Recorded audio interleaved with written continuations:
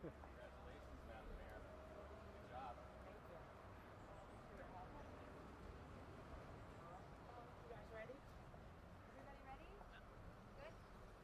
Hello, everyone. I'm San Francisco Mayor London Breed, and it's great to be here near the DMV site, which is the future home of over 400 units, and we're so excited about what that means for housing in San Francisco because all roads lead to housing, and our goal in everything we do as a city is to make sure that people have a safe, affordable place to call home. And speaking of place to call home, today we're here to announce a lot of the work that we have been doing in order to help those who are unhoused get indoors, get off the streets, and get into a place that is stable and secure and provide them the support that they need in order to ensure that they don't make it back to the streets. More recently, we have been doing some really eventful operations here at the DMV site in particular because we had seen the encampments grow considerably. And our Healthy Street Operation team has come to this location on many occasions with the goal of trying to help those. Now, just to give you that perspective, when I came into office in 2018, there were 609 tent encampments and structures all over San Francisco in every neighborhood. Now, today, we have seen a 60% reduction, and there are now 242, the lowest count that we have had since we started tracking the structures on the streets in every neighborhood throughout San Francisco. And since I've been in office, we have increased shelter capacity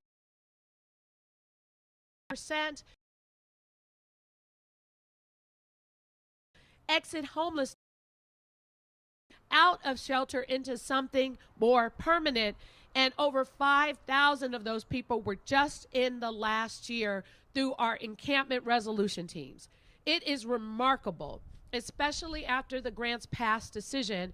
We have seen remarkable results because not only have we been able to enforce the laws of sit, lying, and camping on the streets of San Francisco, we have been able to provide people the resources and the support that they need.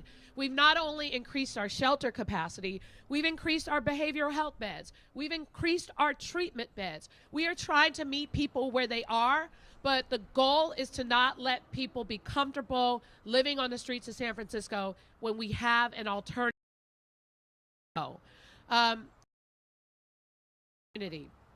To thank so many of the people, the men and women who are on the streets of San Francisco every day. They've been doing this work for years. And when I say years, throughout the pandemic, they were doing this work and putting their lives on the line to help people suffering on the streets of San Francisco. They do the bag and tag policies. They have conversations. They approach these situations with so much kindness because they understand what it feels like to struggle and to be in similar situations. So the workers of the city and county of San Francisco, whether it's the Public Works Department, whether it's the Department of Emergency Management, whether it's the San Francisco Fire Department, the San Francisco Police Department, the San Francisco Department of Human Services, the Department of Public Health, all of these agencies work collectively together in order to do what's necessary to help meet the needs of the folks that we know who suffer on the streets for so many different reasons. We know that it's not a one-size-fits-all. So having a team of folks who are able to work with people to help get them treatment and to make sure that they don't return to the locations that they have encamped is an important goal of this operation. And we see that as a result of this work, it's finer, the streets are a lot cleaner, but we also know there's so much more work to do, and we are not letting up until we can get to zero and until we can get people that are on the streets, that are suffering for so many different things, off the streets, the help and the treatment that they need in order to ensure success. So with that, I want to thank so many of the folks who are here today. I want to thank Supervisor Rafael Mandel, supporter expansion of our shelter bed to get people off the streets. I want to thank the Department of Emergency Management, her and her team have been really instrumental. He's helping to guide the team, but I want to just also say that Sam and his team always approach the situation with kindness and with the desire to help people and support people, despite some of the obstructionists who try to interfere with our city workforce and their desire to do their job, which is ultimately to help people. We appreciate everything they do every single day out here on the streets of San Francisco. And so we are so grateful, and we want to just acknowledge their hard work. And with that, I want to turn it over to the Department of Emergency Management, Mary Ellen Carroll.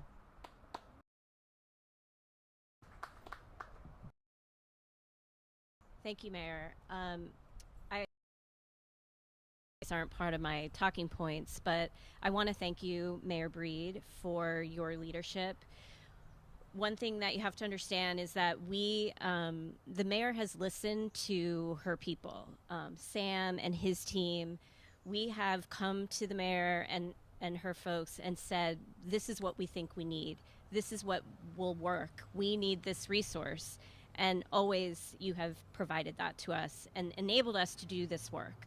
San Francisco Department of Emergency Management became involved in the Healthy Streets Operations Center, HSOC, in 2017 is when it started. So we have been involved in this work for a long time.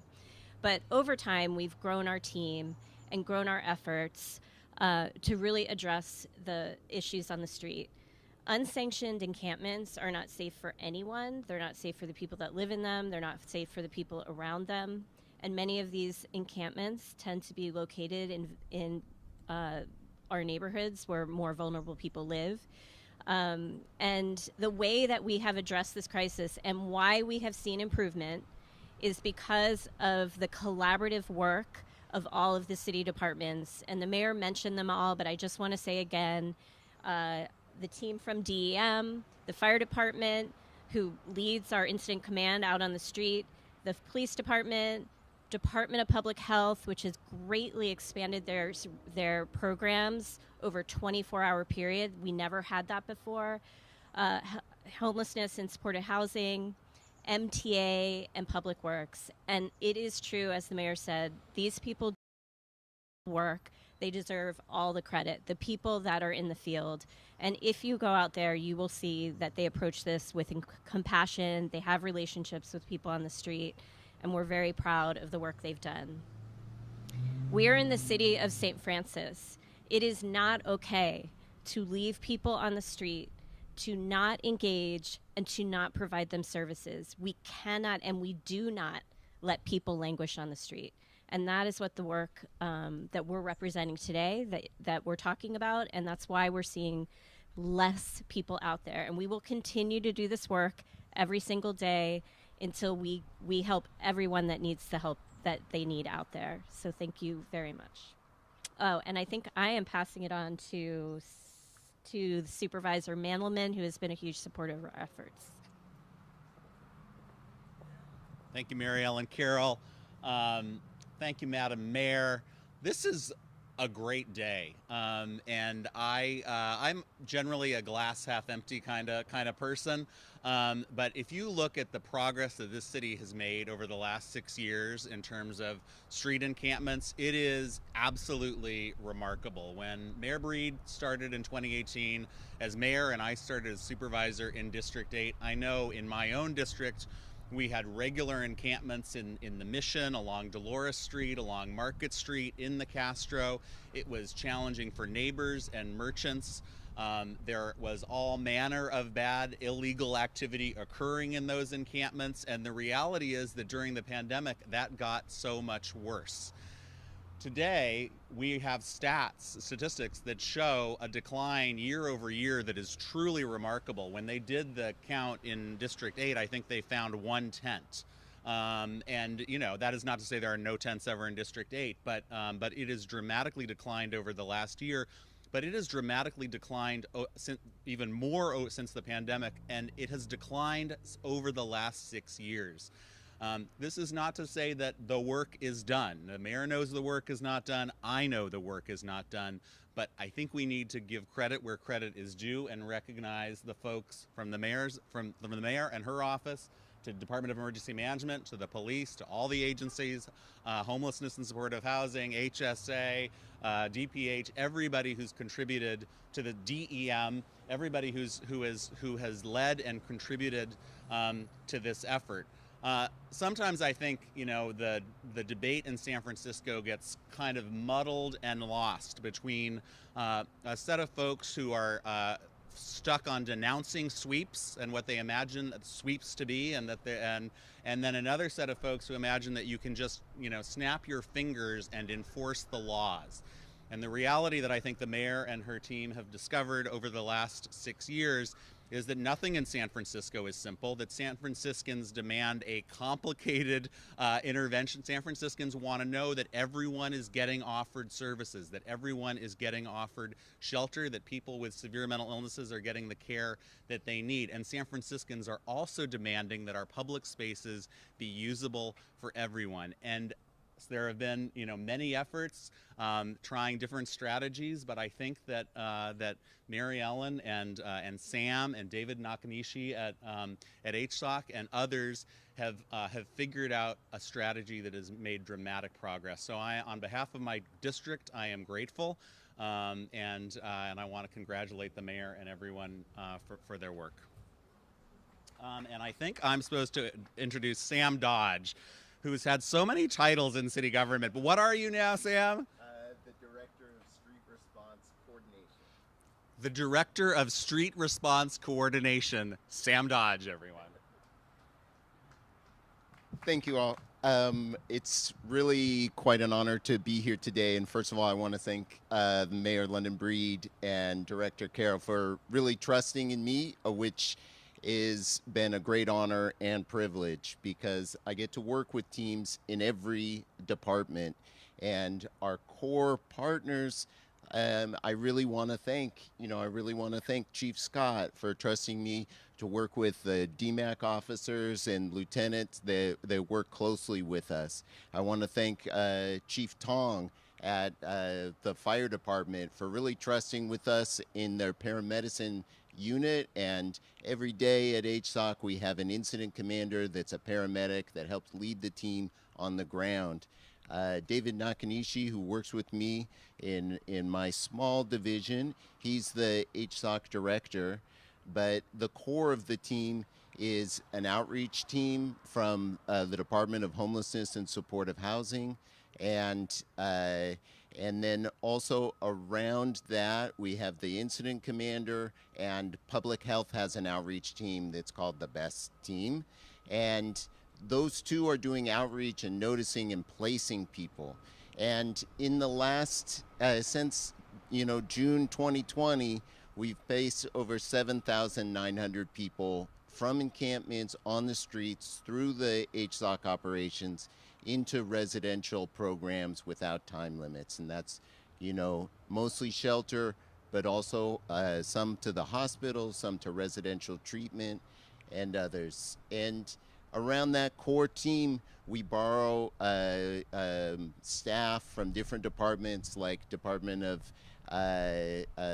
Public Works, and an afternoon and evening shift, SFPD, MTA parking control officers, and then around that we have a broader rim of partnering departments, from 311 to the PUC and the park rangers, great partners. And so it's really a whole government approach, separately and together. And at HSOC, it's that opportunity where we're allowed to really work closely together.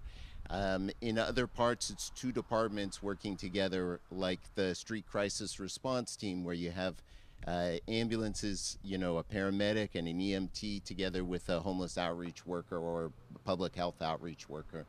So we have these different combinations and we all work together.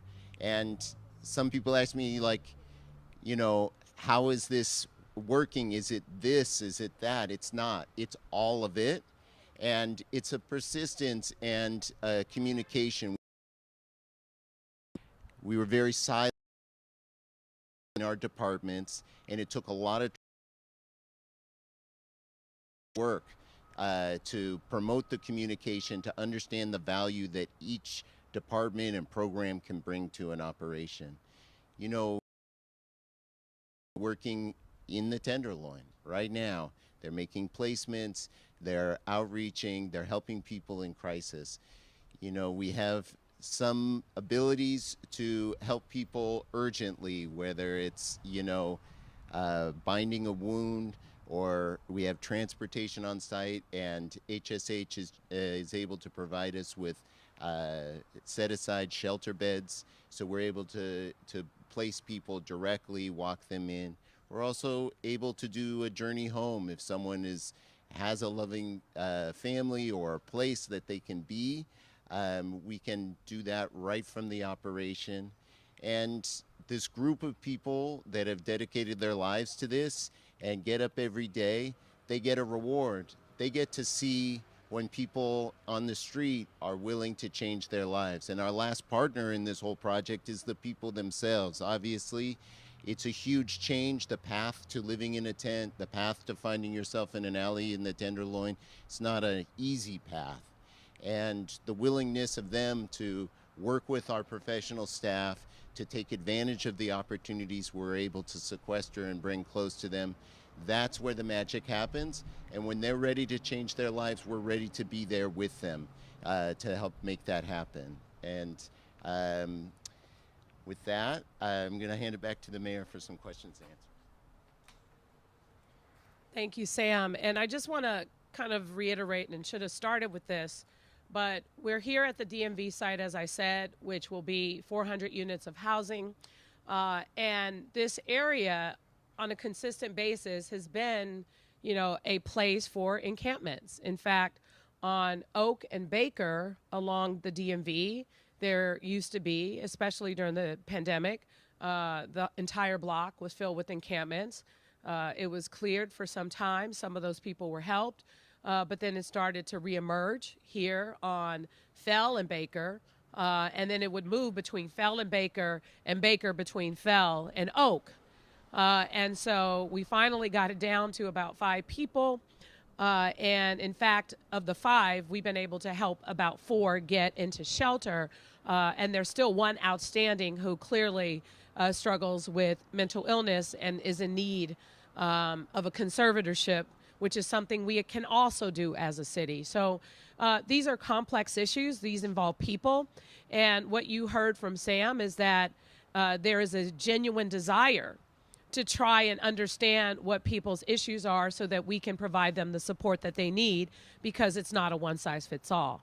So when people are trying to imply that we're sweeping people from one place to another, that is not the case. These are people. We want to help them. We can't force them to take our help, but we will do everything we can to try and get them off the streets of San Francisco by offering the services we have available. So with that, we'll open it up to a few questions. Reduction in tents and structures since July, I think it was.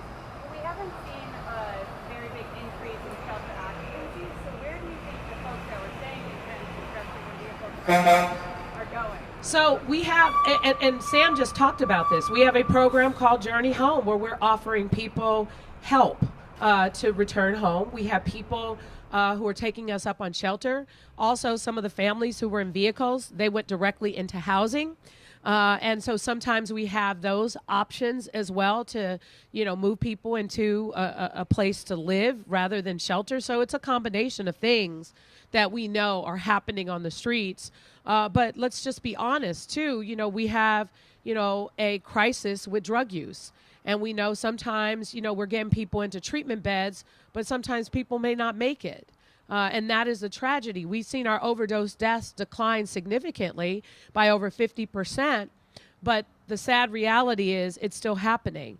We've increased our shelter beds. We've increased our behavioral health beds, and we increased our treatment beds. So we have so many more options. And I think what needs to be, you know, really communicated is there is not a one thing that helps to make a difference. We want to make sure we're offering people something to get them into a situation so that they, you know, are able to get the support they need. When it comes to so this is a tent reduction. Do we know, this doesn't include, I'm guessing, people living in vehicles, RVs, and do we know if those numbers have increased or decreased? So the tents are specifically structures. So this is a reduction in that. But for example, as far as vehicles, we had, just to give you a quick example, and we can get you the details around vehicles, because along Zoo Road, we had about 50 families. And because of the work we did with those families, half of those families accepted our offer. Others chose to leave the location, and you know, we still have a number of families who are still there. So we know we still have a lot of work to do along people living in their vehicles. But again, we are offering alternatives, and we're seeing more progress than we've seen in a long time, because we're making it harder for people to live on the streets, live in their vehicles, especially when we have another option. How much has shelter actually increased in the last quarter?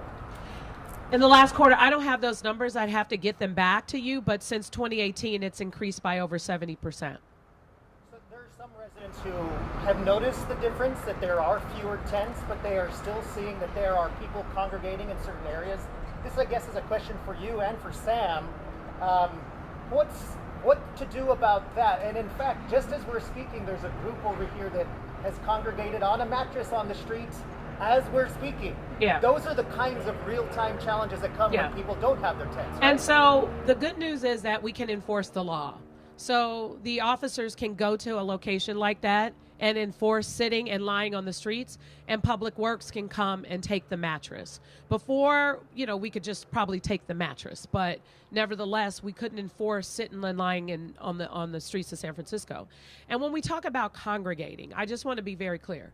If you are not breaking the law, then you have the right to, you know, congregate just like any other San Franciscan. But if you are using drugs, if you are selling drugs, if you're doing anything illegal, if you're blocking the sidewalk, all of those things will be enforced. I think that's the biggest difference. Hi, Mayor. Thanks for taking questions. The first question is, how much of a tool, an effective tool, is care court conservatorships? Have you been able to use those tools effectively in this crisis? And then also, maybe police chief too, have you seen an increased willingness for people to come inside given the increased rhetoric around, like, you can't stay here? And Yeah. for those who refuse, have there been an increase in arrests? So I can speak to care court specifically. I think there's some, I believe some misinformation about, you know, care court being something that is going to solve everything. And care court is very specific. It's really about people who suffer from schizophrenia. There's a specific definition, and it's voluntarily. So it's not as if we can force someone to use this as an option. Whereas the conservatorship laws that have changed in San Francisco, we have to go through the 5150 72-hour hold process and go through a process to, you know, force people into a conservatorship in San Francisco. That's a lot different, and that's a better tool. It allows us to dual diagnose, like someone who is suffering from mental illness, substance use disorder, and chronically homeless. Those are things that are qualifiers to allow us to begin that process. San Francisco has over 600 people in a conservatorship. Pendant or tools in order to conserve more people through that particular process, more so than care courts, again, which is voluntarily. So our hope is that many of those tools will work. I don't have the latest data with me to provide you with information about that. And I think that Sam could give a better perspective of what people are accepting and based on the work that they're doing, and the chief can provide a better perspective around the information related to arrest. But to be very clear, we are enforcing the law, and we are doing everything we can to, really focus on compliance. We want people to comply. We don't want to necessarily arrest people and take them into custody, but we are going to use every tool we have at our disposal in order to address this challenge.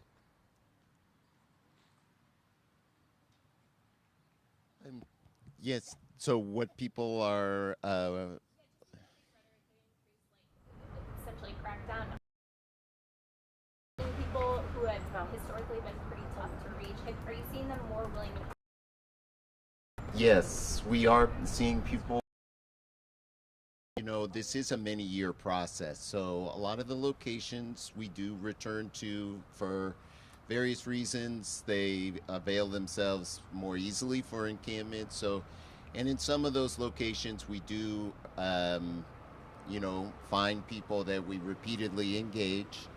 And it's sort of there's a lot of internal clock, like they might be time for them, they're ready, there's a health incident or others, and they're ready to make a big change, and we're able to work with them to do that. I do say, HSH has done an amazing job really standing up, expanding capacity, and through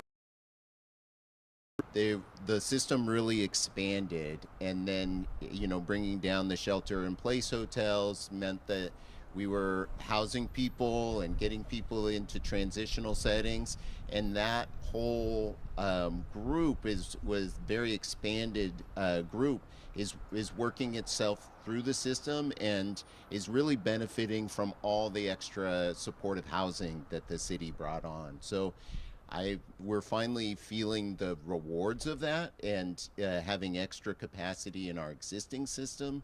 So we're able to offer people a pretty diverse array of opportunities.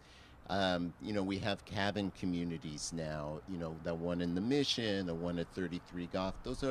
They work very well for certain people. We have a great navigation center in many neighborhoods, and those are very popular for a lot of people. We also have non-congregate opportunities like hotels and others that can be also a good fit. So having this diversity of options has been great, and one of the things that we piloted with HSOC and brought to the larger system is a street to home program where some of our legacy supportive housing units had some vacancies, and we had people that were eligible on the street. We were able to match directly to those vacant housing units, and so that has also been another part. So really bring it all there. Sorry. We'll follow up with Sam and everybody else. We'll have Supervisor Mandelman give a quick bite, and then we're going to wrap and do one-on-one. Yeah, just a few points about some of the questions that have been asked. So there was the question about where have people gone, and I think that gets at the question of what was happening in these encampments. They are overwhelmingly correlated with drug use and drug sales. And we know that there are people in these encampments who have placements, who these fine workers have actually gotten into hotel rooms and into shelters, and they still come back and spend time on the streets because they're returning to that culture and the use of drugs. I cannot prove causation, but I will tell you, overdose deaths have declined at the same time as the increase in drug enforcement and the disruption of these encampments. So we are actually saving lives, I believe, in what we are doing. In terms of care court and conservatorship, San Francisco, the mayor has made a commitment that San Francisco is going to use care court to the extent that we can use care court. But as she said, it is a very limited tool, and the more powerful tool for people with severe mental illness is the expanded conservatorship, and her Department of Public Health has stepped up temporary conservatorships. They are increased measurably in the last year, and there are more people who are now under our Office of Public Conservator. And the real challenge we have is, frankly, we need the state's help in having appropriate placements for people who need to be in a locked facility. The mayor and I and a working group with the Department of Public Health are working on this problem, but the reality is it's a problem for counties throughout California, and we need the state's help.